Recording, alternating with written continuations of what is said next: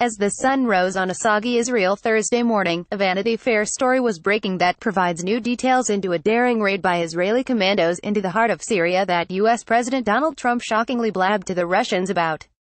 While Israeli news sites played up the theatrical details of the raid, Americans, at least on Twitter, seemed to latch onto a fact buried in the story, that American spies had apparently warned their Israeli counterparts that Trump may have been leveraged by Moscow and couldn't be trusted. Get the Times of Israel's daily edition by email and never miss our top stories. Free sign up. According to this VF report, Israeli press reported that, during a January meeting at Langley, the CIA told Mossad that they had come to believe Vladimir Putin had leverages of pressure over Trump. https://cop6 Roden Luad, Kyle Griffin at Kyle Griffin 1 November 23, 2017. As the story notes, though, that was reported in Israeli media months ago, meaning the Americans missed it by not reading the Israeli press or a daily translated roundup ahem. But if American NatSec pundits do decide to start reading the Israeli press, Thursday may not seem like the right day for it, with a story as domestic as they come dominating the news landscape, a looming crisis over whether railway work will be allowed on Shabbat. But while the story may seem like something no outsider would care about, papers make it clear that what makes the story so important is the fact that a coalition crisis is threatening to form around whether the trains run on time, or at all, meaning it could imperil the continued rule of Prime Minister Benjamin Netanyahu. Both Yedioth Ahronoth and Haaretz use the words Shabbat crisis on their front pages, but their headlines diverge when it comes to deciding what part of the crisis to highlight. To Haaretz, the crisis is that there may be no trains, with Israel Rail threatening that unless work is allowed to go forward over the weekend, they will suspend service next week. In Yedioth's headline, the crisis is that the coalition could fall apart over the issue, with the ultra-Orthodox threatening to bolt over the issue. Yet the paper also notes that by ultra-Orthodox they mean only the United Torah Judaism Party, and not even all its members, with UTJMK Moshe Gafni refusing to stand by UTJ head Yaakov Litzman and Aryeh Deri, head of other ultra-Orthodox Knesset faction, Shas, opposing the threat as well.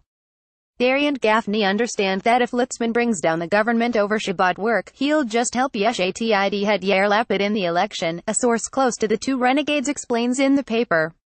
In the same paper, columnist Chen Artz Isror calls the whole hubbub small ball politics instead of a real discussion. Shabbat is important to me. I believe it's important to most Israelis. That's why we need as a society to have a deep discussion over how we want the public sphere to look on this holy day, instead of turning it into a farce, she writes. That's exactly the role of leadership, to remove these roadblocks and sketch out legislative borders via thoughtful dialogue with all citizens and not with the powerful, inflexible minority. But when the only thing that's important is political survival, the public's needs are thrown out. Israel Hayom also puts the train crisis on its front page, accompanying it with a picture of a crowded station meant to telegraph the chaos that will ensue if the trains are shut down, though a more appropriate and nearly as relevant picture might have been an LA freeway right before Thanksgiving. But while the tabloid only devotes a few piddly paragraphs to this story, it gives prime double-truck real estate to what it calls a new Syrian order, after Russian President Vladimir Putin's meeting with Iranian and Turkish counterparts on ending the war there. The paper plays the meeting as a sort of modern-day Sykes-Picot, with an absent Assad playing the role of the Arab regional leader whose fate is decided by the great powers, which is exactly what he is. Assad's absence at the summit speaks to his standing there, the paper notes. The Russian, Turks and Iranians are dividing up Syria into areas of influence without asking permission, since Assad knows the future of his regime depends on them.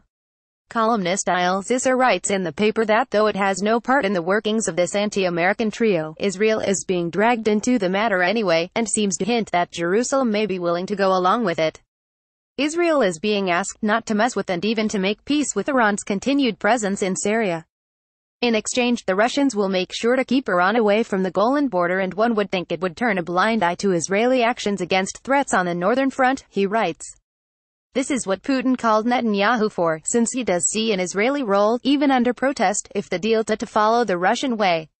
In Haaretz, CVI Bar-El notes that another player left out of the equation, rebel-backing Saudi Arabia, is actually making some shrewd moves of its own to try and get Iran out of Syria, though it does not seem to be totally working.